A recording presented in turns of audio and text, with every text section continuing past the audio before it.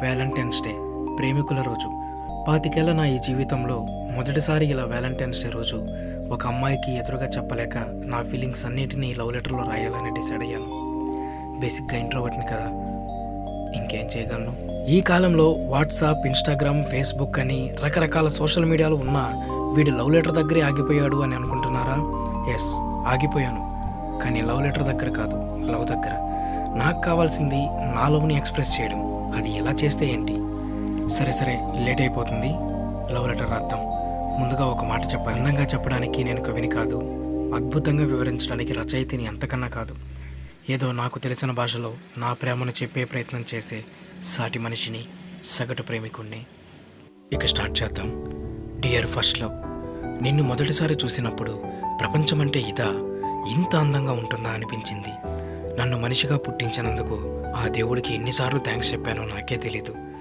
నీ చేతి స్పర్శ నాకు తగిలినప్పుడు ఏదో తెలియని ఫీలింగ్, ఒక ఎనర్జీ అలా నా బాడీ మొత్తం ఫ్లో అయ్యి తెలియని ఒక ఉత్సాహం కలిగింది. అతిశయోక్తి అనుకోకపోతే ఒక దేశంతో ఒంటరిగా యుద్ధం చేయడానికి కావాల్సినంత శక్తి నాకు వచ్చిందనిపించింది. నిన్ను చూడ్డానికి నా కళ్ళు, నీ గొంతు వినడానికి నా చెవులు ఎంతగా ఎదురు చూస్తాయో మాటల్లో చెప్పలేను. సరిగ్గా చెప్పాలంటే అమావాస్య నాడు చంద్రుడు లేని ప్రపంచం ఎలా ఉంటుందో అలా. నువ్వు కనిపించక నా కళ్ళకు, వినిపించక నా చెవులకు ఆ క్షణం అమావాస్యే.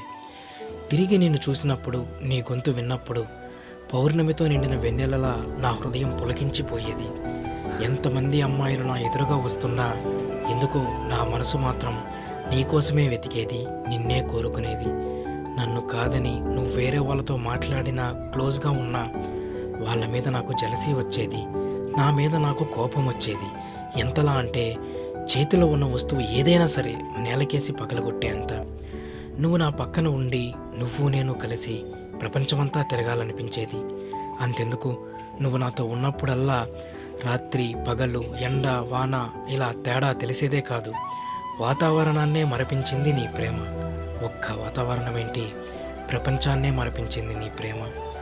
ఒక్క మాటలో చెప్పాలంటే నన్ను నేనే మర్చిపోయేలా చేసింది నీ ప్రేమ. ప్రేమకు ఉన్న గొప్పతనం అదేనేమో.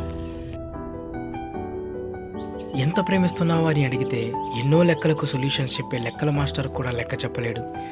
పిడికిడంత గుండెల్లో అంత ప్రేమను ఎలా దాచుకున్నావు అని అడిగితే సైన్స్ టీచర్ కూడా స్ట్రక్చర్ వివరించలేక సైలెంట్ అయిపోతాడు. గుండెల్లో ఉన్నంత ప్రేమను ప్రేమించిన వాళ్ళపై సరిగ్గా చూపిస్తున్నామా లేదా అని అడిగితే ఆ ఫ్రీక్వెన్సీని మెజర్ చేసే ఇన్స్ట్రుమెంట్ లేక ఫిజిక్స్ లెక్చరర్ సైతం కామైపోతాడు. ప్రేమను వివరించడం అలాంటి జ్ఞానుల వల్లే సాధ్యం కాలేదు. నేనెలా చెప్పగలను? నేనే కాదు, కొన్ని అనుభూతులు ఎవరూ చెప్పలేరు, వాటిని ఫీల్ అవ్వడం తప్ప. ఉదాహరణకి, గాలికి రంగు చెప్పగలమా, మనసుకి రూపం వర్ణించగలమా? మరి అలాంటిది నా మనసులో ఉన్న నీ రూపానికి ప్రేమ అనే గాలినే ఊపిరిగా పోస్తున్నానని ఎలా చెప్పగలను? అసలు మాటల్లో అర్థమయ్యేది ప్రేమ కాదు. ఎందుకంటే ప్రేమను ఎవరు పూర్తిగా చెప్పలేరు, వివరించలేరు. అందుకేనేమో చరిత్రలో తాజ్మహల్, చార్మినార్ లాంటి కట్టడాలు ప్రేమకు గుర్తుగా పుట్టుకొచ్చాయి. ప్రేమ తెలిసిన వాళ్ళు చేసేది, చేయగలిగింది ఒకటే, ప్రేమించడం. ప్రేమించిన వాళ్ళపై ప్రేమను చూపించడం.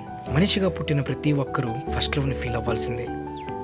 ఆగండి, ఇంతకీ మీరు మీ ఫస్ట్ లవ్ని ఫీల్ అయ్యారా? అయ్యారా ఏంటి? అయ్యే ఉంటారు.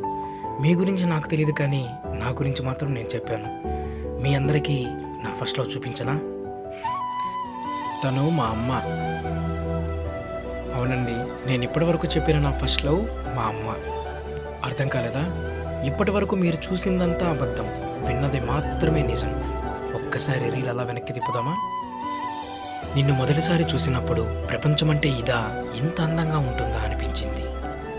నీ చేతి స్పర్శ నాకు తగిలినప్పుడు ఏదో తెలియని ఫీలింగ్, ఒక ఎనర్జీ అలా నా బాడీ మొత్తం ఫ్లో అయ్యి తెలియని ఒక ఉత్సాహం కలిగింది.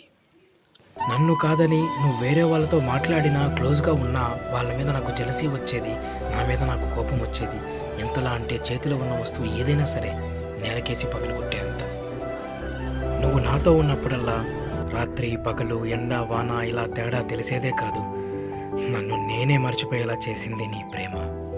ఇప్పుడు మీకు అర్థమైందా నేను లెటర్ ఎవరికి రాస్తున్నాను అని? ఈరోజు ప్రేమికుల రోజు. అసలు ప్రేమకు ఒక్కరోజు ఇచ్చారు అంటే ఇది ఎంత గొప్ప రోజు. మరి ఇలాంటి గొప్ప ప్రేమికుల రోజున గొప్ప ప్రేమనే కదా సెలబ్రేట్ చేసుకోవాలి.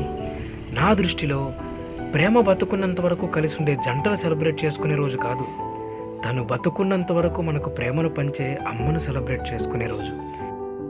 ఈ ప్రపంచంలో నాకు తెలిసిన గొప్ప ప్రేమ అమ్మ ప్రేమ. అందుకే హ్యాపీ వ్యాలంటైన్స్ డే అమ్మ. హ్యాపీ వ్యాలంటైన్స్ డే అమ్మ. I love you and I miss you.